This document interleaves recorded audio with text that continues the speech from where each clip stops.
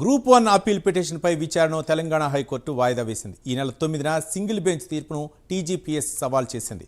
Group 1 mains ఫలితాలను రద్దు చేస్తున్నట్లు హైకోర్టు సింగిల్ బెంచ్ జడ్జి ప్రకటించారు. రీవాల్యుయేషన్ లేదా ఎగ్జామ్ నిర్వహించాలని 8 నెలల సింగిల్ బెంచ్ జడ్జి గడువిచ్చారు. దీంతో సింగిల్ బెంచ్ తీర్పును డివిజన్ బెంచ్లో టీజీపీఎస్సీ గ్రూప్ 1 ర్యాంకర్లు సవాల్ చేశారు. 2 పిటిషన్లపై హైకోర్టు చీఫ్ జస్టిస్ విచారణ చేపట్టారు. తదుపరి విచారణను అక్టోబర్ 15కు వాయిదా వేశారు.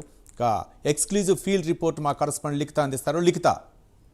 Right, thank you Ravi. ఇప్పటికే టీజీపీఎస్కు సంబంధించి ఎంతో కష్టపడి మేము ఎగ్జామ్స్ రాస్తే ఈరోజు వచ్చిన ఫలితాలను ఏదైతే సవాలు చేస్తూ కోర్టులో పిటిషన్ వేశారో ఆ పిటిషన్కు సంబంధించి ఎగ్జామ్ రాసి పాస్ అయిన కొంతమంది అభ్యర్థులు కావచ్చు, అదేవిధంగా ఈ యొక్క టీజీపీఎస్ కావచ్చు, పూర్తి స్థాయిలో దాన్ని సవాలు చేస్తూ మరోసారి ఈ పిటిషన్ కూడా దాఖలు చేయడం అయితే జరిగింది.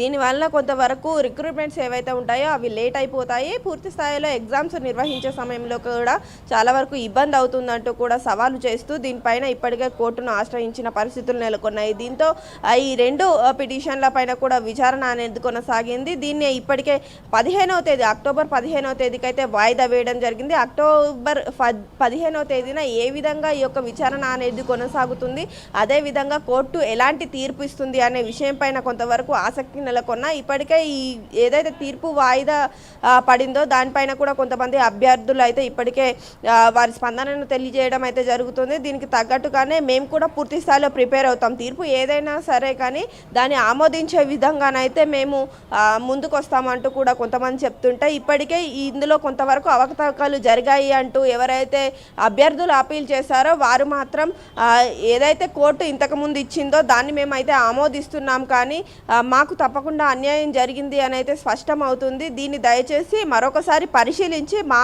అభ్యర్థనను కూడా పరిగణలోకి తీసుకోవాలి అంటూ కూడా కొంతమంది అభ్యర్థులు కోరుకుంటున్న పరిస్థితి కనిపిస్తుంది. పూర్తి స్థాయిలో ఇప్పటికే తమ ఏజ్ విషయంలో కావచ్చు, ఇతరత్ర ఎగ్జామ్స్ విషయంలో కావచ్చు 8 నెలలు అంటే చాలా ఆలస్యం అయిపోతున్న పరిస్థితులు కూడా ఇక్కడ నెలకొన్నాయి. దీంతో తాము మరిన్ని ఇబ్బందులు ఎదుర్కోవాల్సి వస్తుందంటూ 2 వర్గాల వాదనలు అయితే ఇప్పటికే కోర్టు వినడం జరిగింది. అయితే అక్టోబర్ 15న అసలు ఎలాంటి తీర్పు వెల్లడిస్తారు, ఏ విషయాలపైన వీళ్ళు ఇంకా అంటే తీసుకురావాల్సి ఉంటుంది అనే అంశం పైన మాత్రం కొంతవరకు ఆసక్తి అయితే నెలకొంది. రవి.